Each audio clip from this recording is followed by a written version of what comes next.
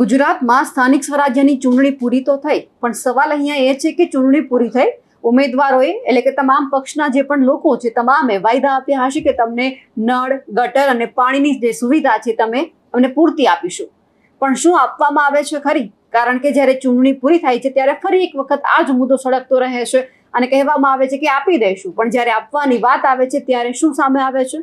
ખાલી અને ખાલી વાતો. નમસ્કાર, નિર્ભય ન્યૂઝ સાથે હું છું રિદ્ધિ. જામનગરની અંદર જે કોંગ્રેસ દ્વારા વિરોધ પ્રદર્શન કરવામાં આવ્યું, સામાન્ય સભા મળે એ પહેલા જ આ વિરોધ પ્રદર્શન થયું હતું. કેમ? તો કે ત્યાં પાયાની સુવિધા નથી મળતી. અનેક વખત રજૂઆત કરવામાં આવે છે, તેમ છતાં તેમને કોઈ પણ જાતની સુવિધા આપવામાં નથી આવતી. જામનગર મહાનગરપાલિકાની સામાન્ય સભા હતી અને એ પહેલા જ વોર્ડ નંબર જે 6 ની મહિલાઓ છે એ તમામે વિરોધ નોંધાવ્યો. શરીર પર કાદવ લગાવીને સૂત્રોચ્ચાર કરીને આ વિરોધ કર્યો છે. ઉભરાતી ગટરોથી પરેશાન જે લોકો થઈ રહ્યા છે અને ઝડપથી આજે ગટર ઉભરાઈ રહી છે તેમનો કોઈ નિકાલ આવે તેવી પણ માંગ કરવામાં આવી છે. મહિલા કોર્પોરેટર રચના નંદાણીયા છે, તેમણે સ્થાનિક મહિલાઓ સાથે વિરોધ કર્યો. સામાન્ય સભા શરૂ થાય એ પહેલા જ માર્ગ ઉપર બેસીને અને શરીર ઉપર કાદવ લગાવીને વિરોધ કરવામાં આવ્યો છે. જ્યારે ચૂંટણી આવે છે ત્યારે આ તમામ જે ઉમેદવારો હોય છે ખાલી મોટી ફાંકા ફોજદારી મારીને જતા રહે છે કે તમને બધી જ સુવિધા આપશું, પણ જ્યારે સુવિધા આપવાની વાત આવે છે ત્યારે વાત આવે છે કે મીંડું કરીશું, જોઈશું, અમારાથી થશે ત્યારે જ્યારે અમને બજેટ મળશે ત્યારે કરીશું. એટલે લોકો આમાં ને આમાં પીડાતા જાય છે. પણ હવે સવાલ એ છે કે જ્યારે આ રીતે વિરોધ કરવામાં આવે છે પણ સાંભળે છે કોણ? વિરોધ પક્ષ તરીકે કોંગ્રેસ તો પોતાની ભૂમિકામાં કામ કરે છે, પણ હવે સવાલ એ છે કે જે સ્થાનિક મહિલાઓ સાથે મળીને આ વિરોધ કરવામાં આવ્યો છે તે પણ જોઈ લઈએ અને કેટલા સમયથી આ સમસ્યા છે તેમને લઈને રચના નંદાણીયા છે અને એમની સાથે બીજી ઘણી બધી મહિલાઓ છે તે શું કહી રહી છે તે સાંભળીએ. જામનગર મહાનગરપાલિકા એટલે કે કોર્પોરેશન આ એક નાટકનો સ્ટુડિયો છે. ત્યાં તમે ગમે એવી રજૂઆત કરો ને કોઈ પણ પ્રશ્ન સોલ્વ થતા નથી. પછી બધા પ્રશ્ન લઈને આવવાનું ક્યાં? તો કે બોર્ડમાં રજૂઆત કરીને તો કે જોઈ લેસી થઈ જશે, જોઈ લેસી થઈ જશે, જોઈ લેસી થઈ જશે, પણ કોઈ દી કાંઈ થતું નથી ને જોતા નથી. આ ગટરનો પ્રશ્ન 7 વર્ષનો છે. અંધાશ્રમ પાસે ત્યાં જે હિનાબેન મકવાણા છે એના ઘર પાસે 12 માસ ગટર ઉભરાયેલી હોય છે. એના બાળકો અહીંયાની ગલીના સ્કૂલે જતા હોય, વૃદ્ધો જતા હોય, બારે લેડીઝો જતી હોય, વારંવાર પડે છે.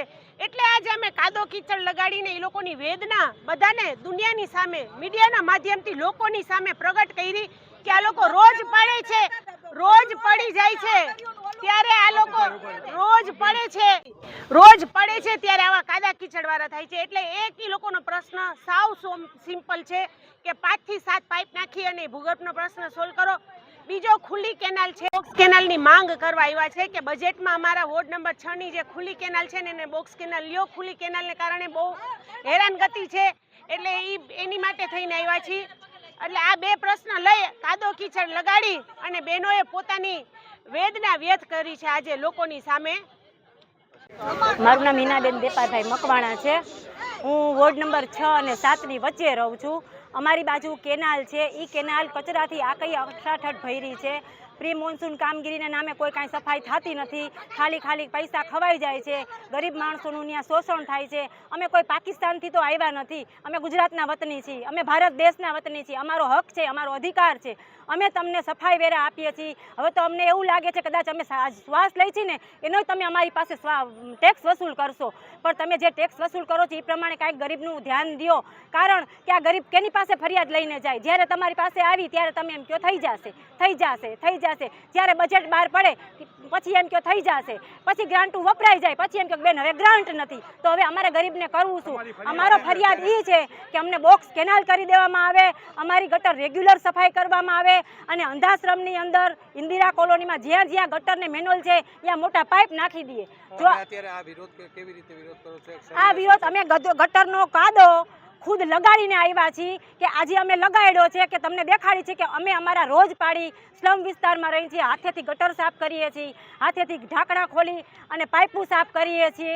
આ અમારો પ્રશ્ન છે અને અમે અમારી માંગ સ્વીકારવામાં નહીં આવે તો કેનાલમાંથી ઘર દીઠ 1-2 જણા ડોલું ભરી કાદો કીચડ ચાહે એની અંદર જે કાંઈ હોય બધું અમે જેએમસીની અંદર ઠલાવશું અને જ્યારે પણ આ બનાવશે આ લોકો જ્યારે પણ પ્રોગ્રામ આવા કરશે અને નાટક કરશે કે અમે બજેટ બહાર પાડવાની છે એ બજેટવાળાઓના ખુરશી ઉપર જઈને ઢગલા કરશું, પછી અમારા પર જે થવું હોય થાય.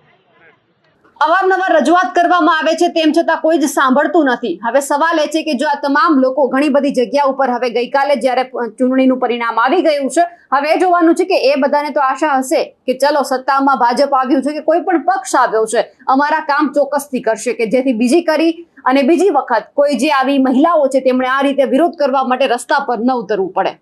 અમારા અહેવાલને લઈને આપનું શું કહેવું છે કમેન્ટ કરીને ચોક્કસથી જણાવજો. સાથે જ અમારી નિર્ભય ન્યૂઝ ચેનલને લાઇક, શેર અને સબસ્ક્રાઇબ કરવાનું ભૂલશો નહીં. નમસ્કાર.